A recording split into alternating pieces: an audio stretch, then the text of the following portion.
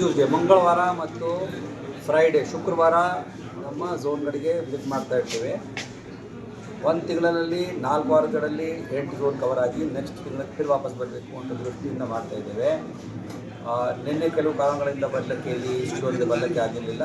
ಹೀಗಾಗಿ ಇವತ್ತು ಶಿಫ್ಟ್ ಮಾಡಿಕೊಂಡು ಬಂದಿದ್ದೇವೆ. ಇವತ್ತು ಸುಮಾರು 65-66 ಕಂಪ್ಲೇಂಟ್ಗಳು ಬಂದವು. ಅದನ್ನು ನಾವೆಲ್ಲ ಆಲಿಸಿದ್ದೇವೆ. ನಮ್ಮ ಝೋನಲ್ ಕಮಿಷನರ್ ಮತ್ತು JC ಚೀಫ್ ಇಂಜಿನಿಯರ್ಸ್ ಮತ್ತು ಎಕ್ಸಿಕ್ಯೂಟಿವ್ ಇಂಜಿನಿಯರ್ಸ್ ಎಲ್ಲ ಇದ್ದರು.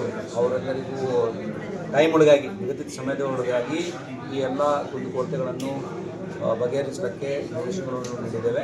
ಒಂದು ತಿಂಗಳ ಆಮೇಲೆ ಬಂದಾಗ ಇದು 65 ಮೇಲೆ ಏನೇನು ಕ್ರಮ ಆಗಿದೆ ಅದು ಮೊದಲು ಚೆಕ್ ಮಾಡಿಕೊಂಡೇ ಮುಂದಿನ ಕ್ರಮ ಕೈಗೊಳ್ಳುತ್ತೇವೆ. ಹೀಗಾಗಿ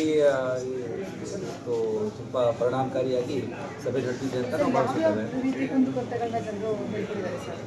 ಈಗ ಮೇಜರ್ ಆಗಿ ಅನ್ಅಥರೈಸ್ಡ್ ಬಿಲ್ಡಿಂಗ್ ಸಂಬಂಧಿಸಿದಂತೆ ಜಾಸ್ತಿ ಕಂಪ್ಲೇಂಟ್ ಬಂದಿವೆ.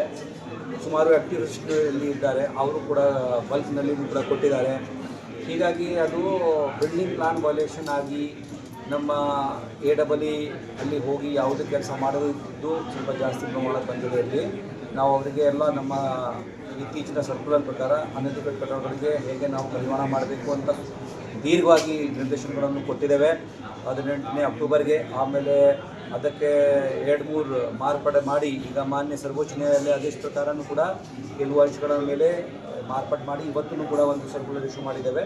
ಆ ಪ್ರಕಾರ ಅವರು ಕ್ರಮ ಕೈಗೊಂಡಿಲ್ಲ ಅಂದರೆ ಅವ್ರ ಮೇಲೆ ರಿಪೋರ್ಟ್ ಮಾಡಲಿಕ್ಕೆ ನಾವು ವಲಯ ಆಯುಕ್ತರಿಗೆ ತಿಳಿಸಿದ್ದೇವೆ. ಆ ಪ್ರಕಾರ 2-3 AEE ಮೇಲೆ ಆ್ಯಕ್ಷನ್ ತಗೊಳ್ತೇವೆ.